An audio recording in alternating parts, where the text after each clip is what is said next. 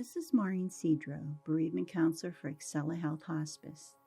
I would like to invite you to sit with me for a few minutes as I offer you some information, some education, some understanding, and hopefully some comfort.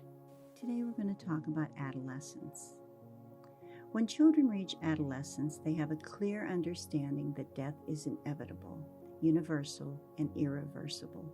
And although they may have more adult-like thinking, they may still see themselves as invincible, as in, it won't happen to me.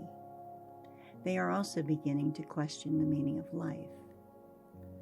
Following the death of a loved one or a peer, some of the common reactions can be tempting fate as a way to prove invincibility, feeling that they need to be the strong one, the man of the family, the woman of the family, which is often reinforced by loved ones.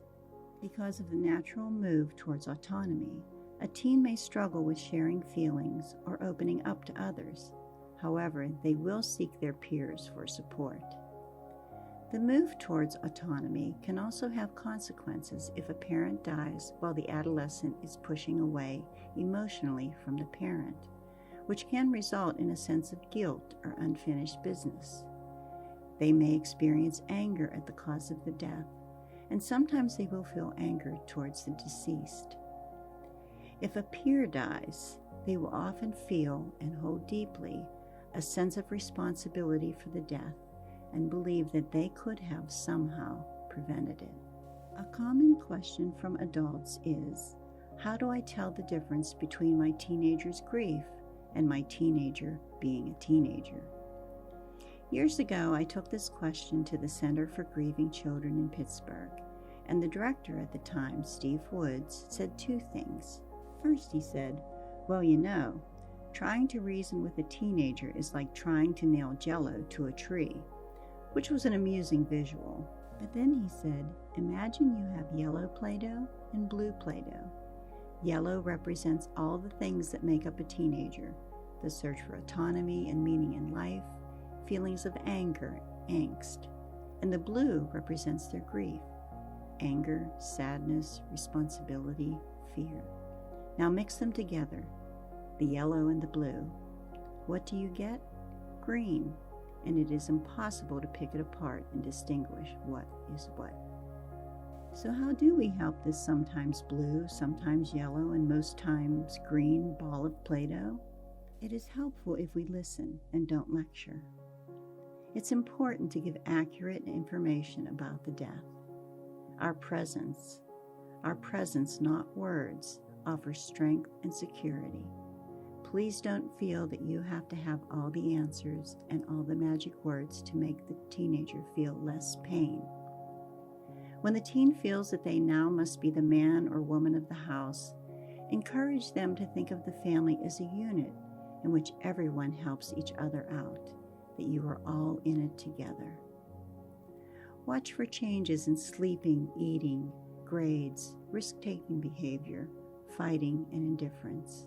Do let the school counselors and the teachers know that you are all experiencing and struggling with a loss. Physical or symbolic rituals are important to teenagers. They need to do something. Creating murals, artwork, poetry are all valid expressions of grief. They will often participate in the creation of roadside memorials if the death was the result of an accident. Memorials speak to the importance of the loved one who died. It validates their presence and provides a place to mourn their absence. If you have a teenager who has experienced the death of a very important person in their life, consider joining our Neighborhood Kids program, a family-based grief support program for children ages 5 to 19. The program is designed to help children and their adults answer the question posed so beautifully by Fred Rogers: what do you do with the sad that you feel? Our program includes the use of art therapy, music, and pet therapy dogs, offering a warm and welcoming place for families to begin their healing journey. Thank you for listening. Our team of grief support professionals works to inform, support, and guide patients and families through the grief process. If you or someone you know is in need of support, please contact us at griefsupport at excelahealth.org. That's GRIEFSUPPORT